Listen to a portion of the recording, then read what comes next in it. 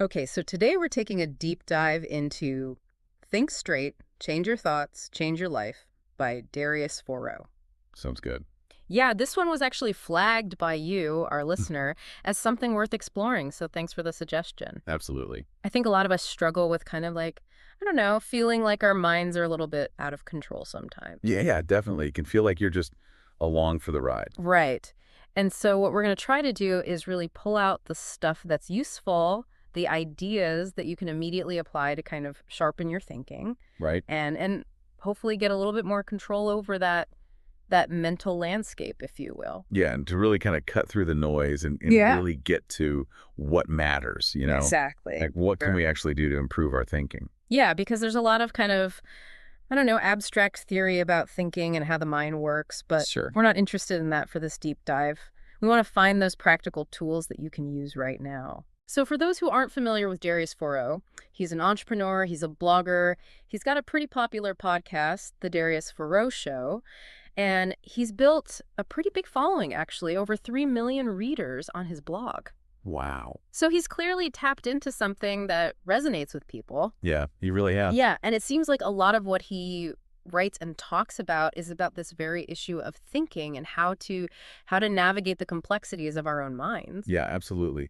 He takes his own experiences and then he distills those into really actionable advice and lessons. hmm Yeah, and that's what we're going to be focusing on today. So one of the first core ideas that Thoreau lays out in the book is this idea that you become what you think. Okay. And he actually starts with this quote from William James. All right. I'm sure a lot of people have heard this before, but the quote is, "If you can change your mind, you can change your life."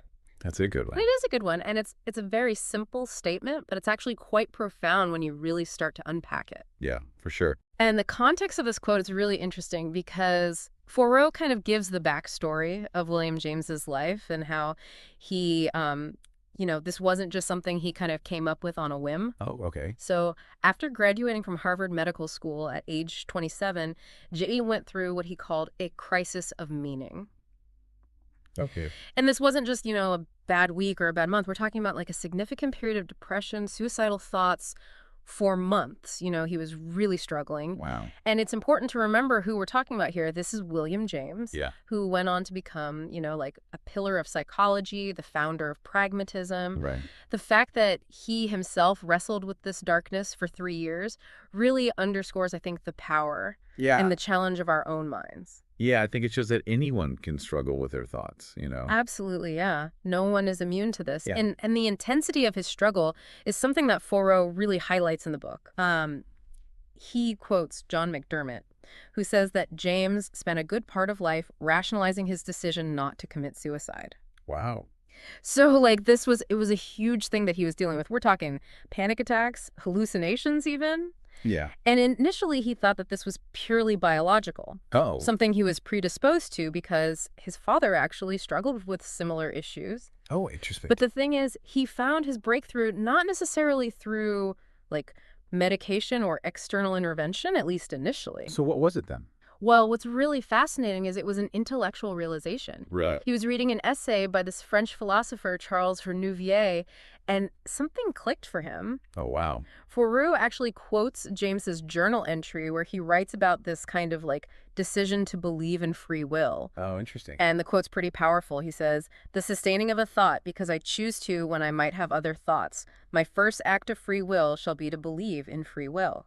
That's pretty amazing that he was able to sort of like think his way out of that. It really is. And I think the key takeaway here is that even in those moments of deep despair, that conscious choice to believe in your own agency can be the first step toward change. Yeah, it's like taking back control. Right, exactly. It's not about banishing negative thoughts completely because, like, let's be real, that's probably not realistic. Yeah, I mean, we all have those, right? Well, of course, yeah. But it's about actively choosing which thoughts you give power to. Right. It's about choosing which ones to focus on. Exactly. So instead of feeling like, oh, I can't help but feel this way, it's more like, I feel this way because I'm choosing to. Yeah, that's a huge shift in perspective. It is. And that kind of leads into the core of what Thoreau is saying in the book, which is that with effort and practice, you can actually become more skilled at guiding your thoughts, Look. at intentionally choosing what you think about. So it's like a skill you could develop. Exactly. It's not just some kind of like wishful thinking. Mhm. It's something you can cultivate and strengthen, much like, any other skill. I'm playing the piano or something. Yeah, exactly. And the potential benefits are significant. Like what? Well, Foro talked about, having a richer life, a more fulfilling life, having more success in your career, in your relationships. Okay. And he brings in this really great quote from Ralph Waldo Emerson, Okay. who is actually James's godfather. And he says, "You become what you think about all day long." That's so true. And it's so simple, It is. but it really drives home that point. Yeah.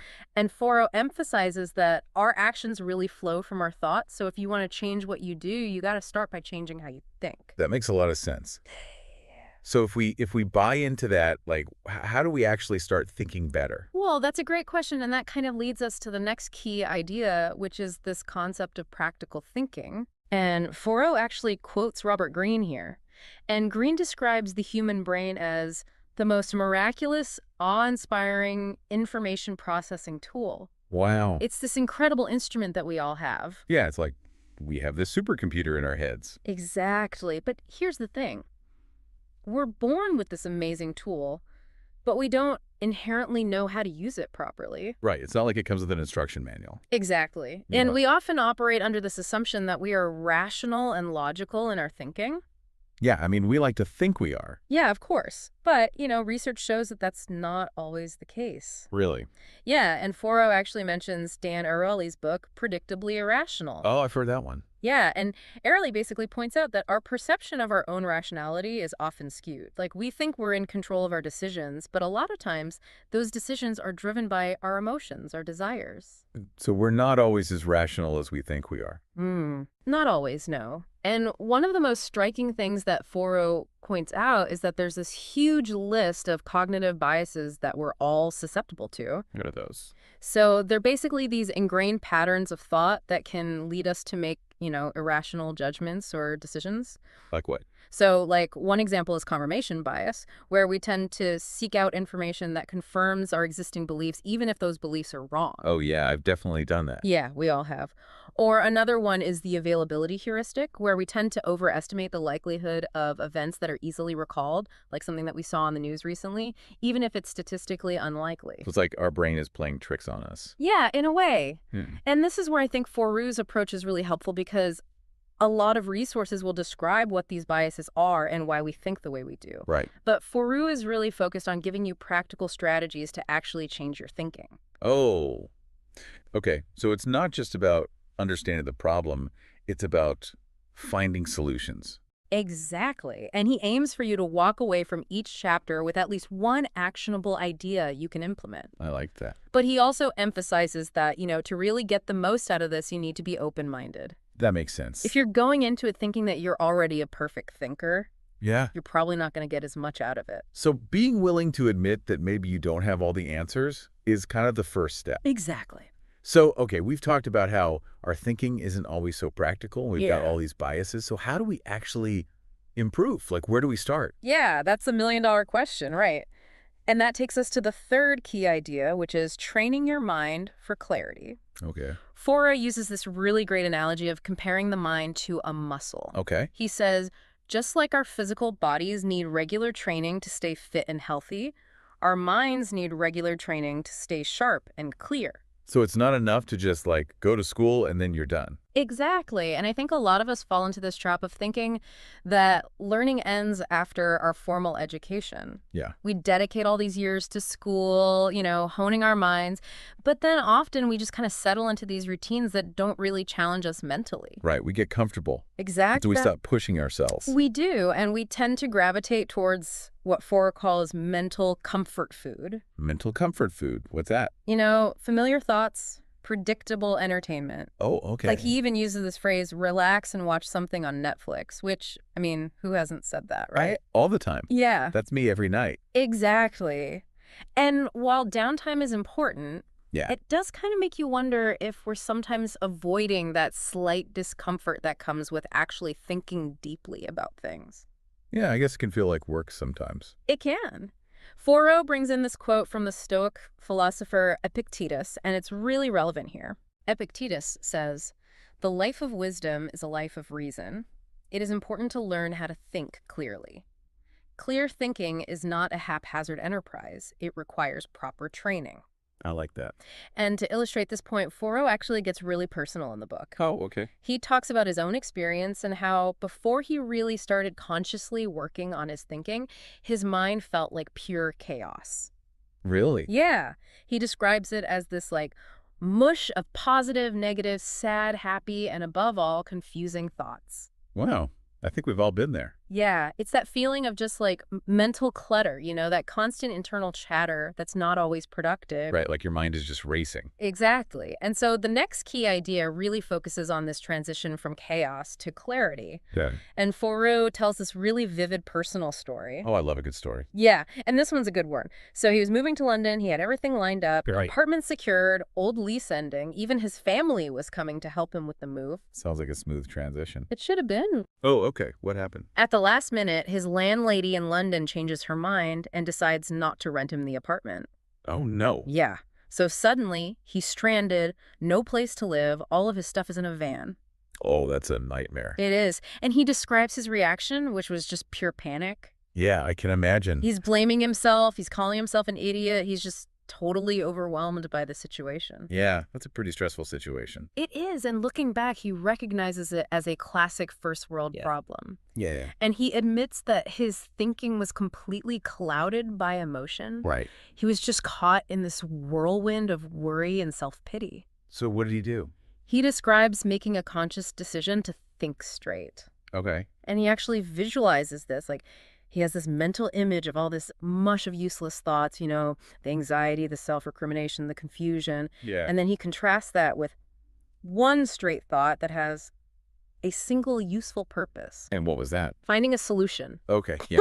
Makes Yeah. sense. And so he takes action, he books an Airbnb, and then in a crazy twist, the landlady changes her mind again and decides to rent him the original apartment anyway. Oh, wow. So all that initial panic was for nothing. It was, and that's the takeaway for him, He realized all that stress and panic was especially useless. Yeah, sometimes we just got to step back and think clearly. Exactly. And sometimes we got to kind of, force ourselves to do that. So it sounds like a big part of thinking straight is recognizing when your thoughts are spiraling and then redirecting them towards something more productive. Exactly. And Foro also points out that this kind of shift in thinking doesn't always require, like, a major crisis. Oh, It yeah? can just come from recognizing that you've had enough of mental suffering Okay. and making a decision to change how you're thinking. Yeah, it's like making a choice to stop the negative thought patterns. Exactly. Okay, so moving on to our fifth key idea, we're going to dive into the importance of thought quality and a brief history. That's interesting. Foro starts this section with this quote from Marcus Aurelius. Okay. He says, "The universe is change. Our life is what our thoughts make it." That's a good one. It is. And it really sets the stage for understanding why mastering our thoughts is so important, especially in the world we live in today. Yeah, things are changing so quickly these days. They are.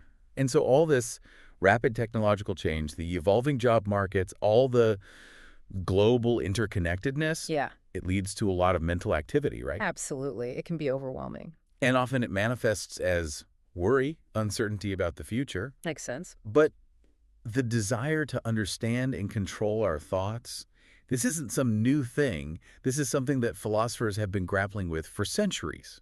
Really? Yeah. Foro talks about how, all the way back to the 5th century BC, philosophers have been looking at the mind as this tool for problem solving and recognizing the link between the quality of our thoughts and the quality of our lives. So this is something that people have been thinking about for a long time. Yeah, it's a fundamental human question. And Foro mentions thinkers like Confucius, Socrates, Descartes. Oh, wow. Yes, a big name. Yeah, and of course William James, who we already talked about. Right. All of these people explored the intricacies of human thought and perception. It's interesting to think about how these ideas from so long ago are still relevant today. They really are. So what were some of the key insights from these thinkers? Well, for example, Foro briefly touches on the Socratic method. Oh, right, the whole question everything approach. Exactly. And it's not just about questioning others, it's about questioning yourself, questioning your own assumptions. And Socrates famously said that he knew nothing, right? He did, and it seems kind of paradoxical. Yeah. But it actually reveals this really deep wisdom, which is the recognition that our knowledge is always limited, and we should always be open to learning more. So it's like embracing a beginner's mindset. Yeah, exactly. And Exactly. then there was Descartes, right? He took this questioning even further. He did. He famously doubted his own existence. Yeah, until he arrived at his famous statement, cogito ergo sum, I think, therefore I am. Wow, that's pretty deep. It is. And Foro encourages readers to try this exercise. Spend some time just observing your thoughts throughout the day. Right. You can even write them down if you want, and you might be surprised by how often they don't make a lot of sense or how they're not really serving you in any way. So it's about becoming more aware of what's actually going on in our heads. Exactly.